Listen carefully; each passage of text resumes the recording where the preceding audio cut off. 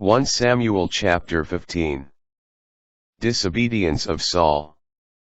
Samuel said to Saul, "It was I the Lord sent to anoint you king over his people Israel. Now, therefore, listen to the message of the Lord. Thus says the Lord of hosts, I will punish what Amalek did to the Israelites, when he barred their way as they came up from Egypt. Go, now, attack Amalek, and put under the ban everything he has. Do not spare him, kill men and women, children and infants, oxen and sheep, camels and donkeys." Saul alerted the army, and at Telaim reviewed 200,000 foot soldiers and 10,000 men of Judah. Saul went to the city of Amalek, and set up an ambush in the wadi. He warned the Kenites, "Leave Amalek, turn aside and come down, so I will not have to destroy you with them. For you were loyal to the Israelites when they came up from Egypt." After the Kenites left, Saul routed Amalek from Havilah to the approaches of Shur, on the frontier of Egypt. He took Agag, king of Amalek, alive. But the rest of the people he destroyed by the sword, putting them under the ban.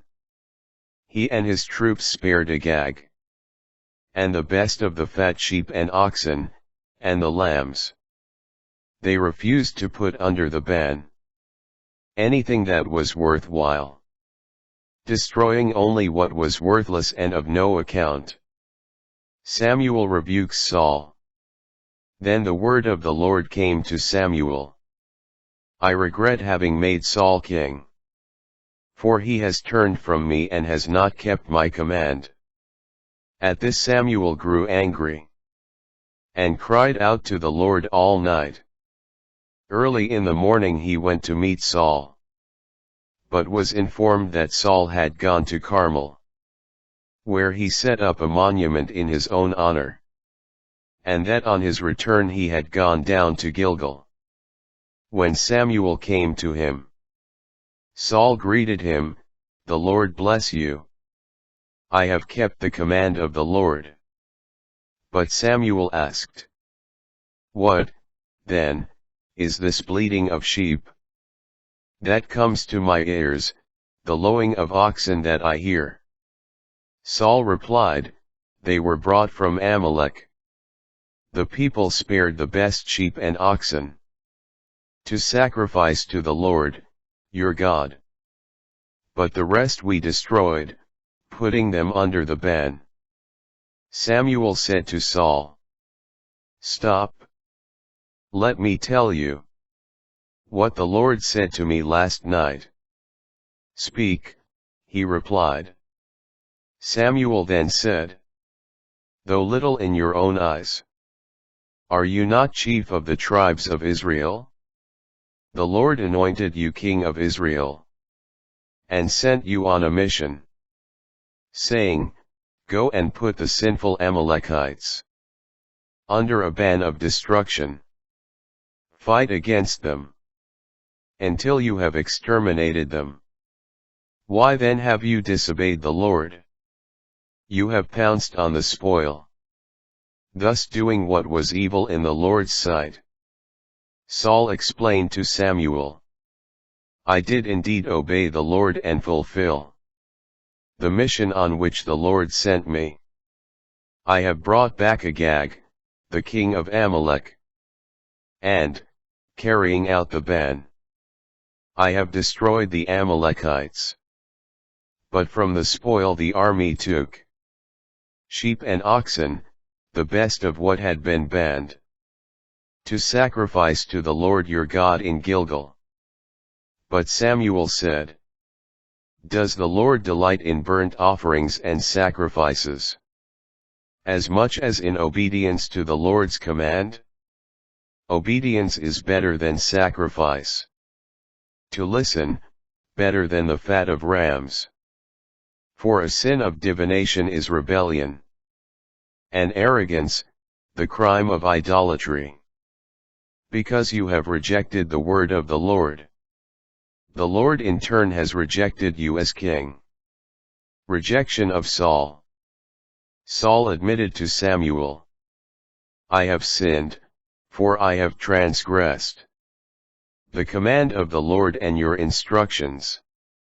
I feared the people and obeyed them. Now forgive my sin, and return with me, that I may worship the Lord.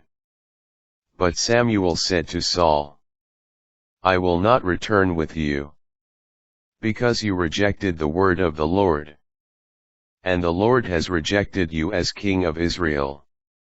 As Samuel turned to go, Saul seized a loose end of his garment, and it tore off. So Samuel said to him, the Lord has torn the kingdom of Israel from you this day, and has given it to a neighbor of yours, who is better than you.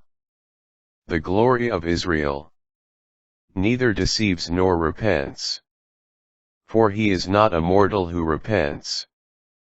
But Saul answered, I have sinned. Yet honor me now before the elders of my people and before Israel. Return with me that I may worship the Lord your God. And so Samuel returned with him, and Saul worshipped the Lord. Samuel executes Agag. Afterward Samuel commanded, bring Agag, king of Amalek, to me. Agag came to him struggling and saying, so it is bitter death. And Samuel said, as your sword has made women childless, so shall your mother be childless among women. Then he cut Agag to pieces before the Lord in Gilgal. Samuel departed for Ramah, while Saul went up to his home in Gibeah of Saul. Never again, as long as he lived, did Samuel see Saul. Yet he grieved over Saul, because the Lord repented that he had made him king of Israel.